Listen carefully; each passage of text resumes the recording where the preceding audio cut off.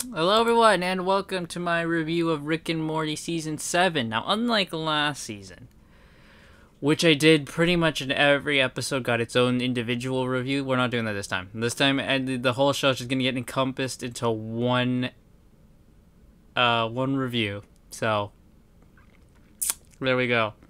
So, Rick and Morty Season 7, this is very interesting, of course, because this is now the first season without Justin Roiland after the whole debacle that happened with him. And, well, there was a lot of intrigue around this season, of course. Well,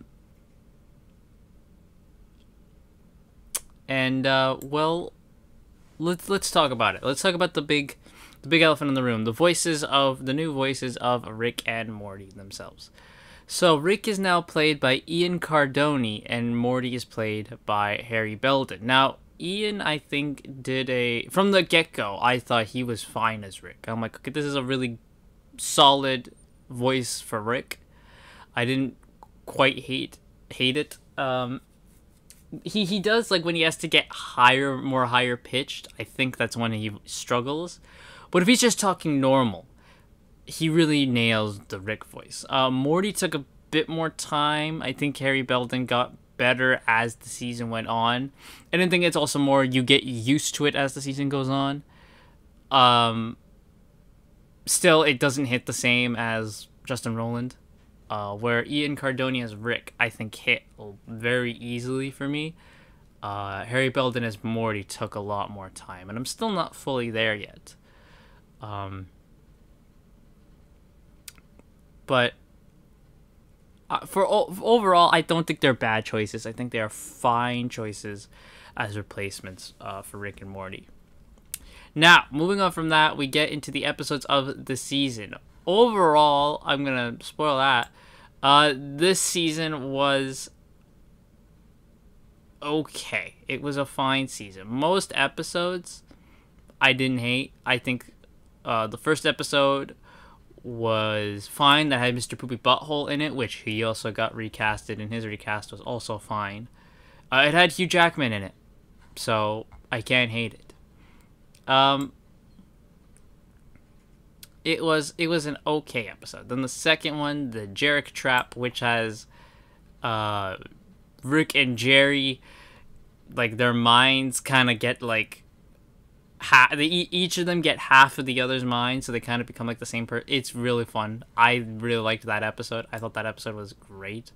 Air Force Wong sees Unity return, and has the president trying to use Unity to, take over the world and all that. I thought that was fun. That's a Morte was a very weird episode, but it was a bit of a more. It had the dark Rick and Morty humor that we all know and love, so I was very fine with that one. Then we have episode 5, which Unmortican. This is the big episode of the season that I think everyone's going to talk about. And this episode was trying to cram so much into it. There is so much in this episode. This is the episode where we finally get to see Rick face Rick Prime. Evil Morty returns. We find out Evil Morty's backstory. Like, there's so much in this episode. They're trying to cram it all in. This episode does not have enough time to breathe. And even if you're gonna do this all in one episode, which is mind-boggling. I think this should have been like a 2-parter. So if we get time to breathe. You have it as episode 5. This is your finale. This is the season finale. And not only that, we're doing it already. When we established last season, season 6, that this was going to be the arc going on, that it was going to be Rick trying to hunt down Rick Prime. And then just immediately in season 5, like halfway through, we're like, in the next season, in season 7, halfway through, we're like, yeah, that's done now. Well, what do we do now? What do we do now? Evil Morty's backstory was great to see it. I'm wondering if this is what the backstory was the whole time. This also adds another dimension to Evil Rick from the I believe it was called Close Encounters of the Rick Kind from episode 10 when Evil Morty and Evil Rick first debuted. This adds another thing to him as well. And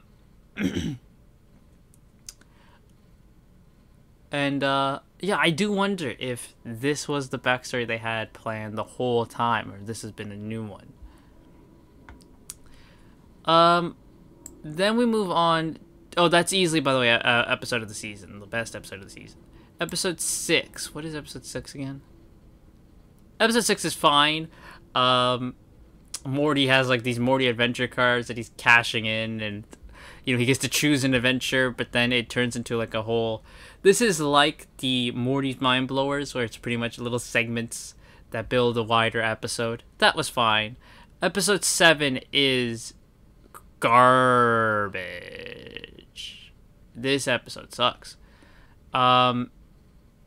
Episode 7 is not good. It is not good.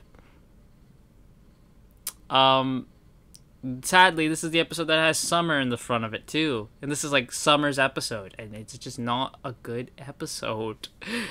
Same thing with the next episode, Rise of the Numbercons, the movie. This is awful.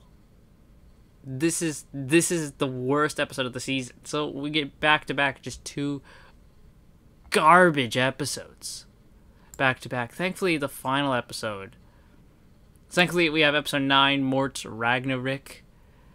That brought us back a bit. I'm like, okay, it's not as bad as last episode, because God, those last episodes were awful. Now, this episode was the worst viewed of the season, probably because you have 2 crappy episodes back to back. Like, what the hell? This one, Rick and Morty die and they discover the afterlife. Funny. And then the final episode, Fear No Mort, which is good. It is a good episode. It sees Rick and Morty enter a fear hole, which makes you experience your greatest fear. And Rick's is with Diane, his dead wife. Which is, again, it's a good episode.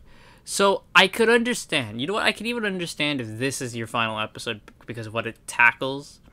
Tackles Rick and what he feels about Diane and what he actually fears. I could understand that being your final episode. But again, get that evil Rick Prime episode down to like at least then episode 9, or again a 2-parter. Couldn't believe that. If I was to compare this to season 6, right? Because we always have to compare it to the last season. Let's see. Episode 1 was good of season 6, because that's the one where they introduced the Rick Prime arc. Episode 2 was the Die Hard episode, which was great. Beth Twin Stink, that's an awful episode. That is an awful episode. That's the one with the Beths screw each other. Night Family was great. I love Night Family. Then it's the Fortune Cookie one. That one's okay. This is the one with the dinosaurs. That one's okay. Full Metal Jacket. What is this one? This is the one with Story Lord. That's okay. Then it's the Analyze Piss. That one's fine. Rick and King. That's the one where Morty becomes like the king. That's okay. And then the final one is the Christmas one. Yeah, so this is definitely a weaker season than last season. Last season had 1 bad episode, and then everything else was good to okay. This season had 2 bad episodes, and then everything else. But here's the thing: this season had 2 bad episodes and 1 fantastic 10 out of 10 episode. So I don't know, but I think it's okay. If we're gonna rate the season as a whole, funnily enough, I give it a 7 out of 10. Yeah, that's what I'll do. Rick and Morty season 7. It's an okay season. There's 2 awful episodes, but I might have to actually bump it up to a 7.5 out of 10 because yes, there is 2 very bad episodes, but there is 1 fantastic episode in there. So. And that episode does answer a lot of questions. So, yeah, we'll do 7.5 out of 10. So that is my review of Rick and Morty Season 7. What did you think of this season? Let me know in the comments down below. and I will see you all next time.